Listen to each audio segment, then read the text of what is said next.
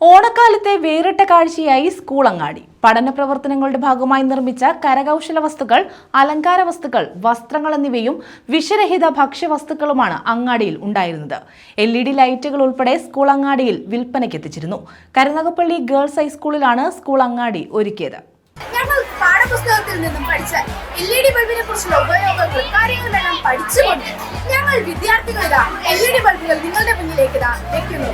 വിൽപ്പനയ്ക്ക് മാത്രമല്ല ഞങ്ങൾ ഇത് ഉപയോഗിക്കുന്നത്. ഊർജ്ജ പ്രതിസന്ധിക്ക് എതിരെയുള്ള ശബ്ദമാണ് ഞങ്ങളുടെ LED ബൾബുകൾ.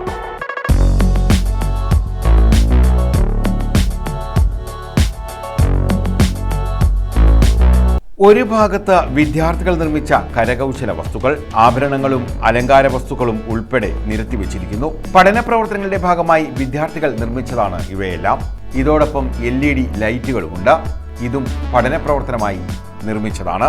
സ്കൂളിലെ ഓണാഘോഷത്തിന്റെ ഭാഗമായാണ് ഇവയുടെ പ്രദർശനവും ഒപ്പം വിൽപ്പനയും നടത്തിയത്. കരുനാഗപ്പള്ളി ഗേൾസ് ഹൈസ്കൂളിലെ ഓണാഘോഷമായിരുന്നു വേദി. ഇവിടെയാണ് വിദ്യാർത്ഥികൾ സ്കൂൾ അങ്ങാടി ഒരുക്കിയത്.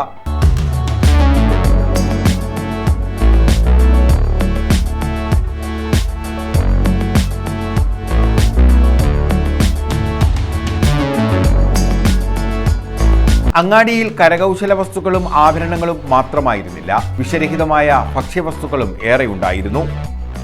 നാടൻ പലഹാരങ്ങളും അച്ചാറുകളും വിദ്യാർത്ഥികൾ തങ്ങളുടേതാക്കി ഇവിടെ വിൽപ്പനയ്ക്ക് എത്തിച്ചു. ഞങ്ങളുടെ കൈകൊണ്ട് തന്നെ വളരെ എല്ലാവർക്കും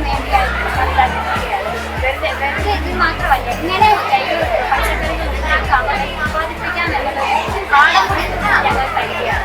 അതുപോലെ തന്നെ കടയിൽ നിന്ന് വാങ്ങിക്കുന്ന ഉൽപ്പന്നങ്ങൾ ഞങ്ങൾ കഴിക്കുന്നില്ല. വിദ്യാർത്ഥികളിലെ സംരംഭകരെ കണ്ടെത്തുന്ന തരത്തിലായിരുന്നു സ്കൂൾ അങ്ങാടി ഒരുക്കിയിരുന്നത്.